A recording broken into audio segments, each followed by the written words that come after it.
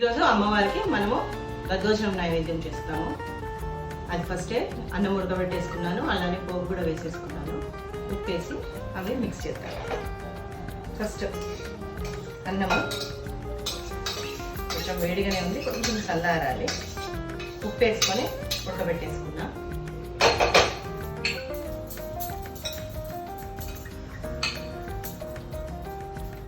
దద్దోజనంలో పాలు వేసుకుంటే బాగుంటాయి.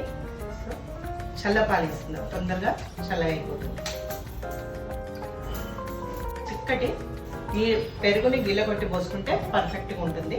అది కూడా వేసేసుకోవాలి. పెరుగు ఈ పోపు కలిపి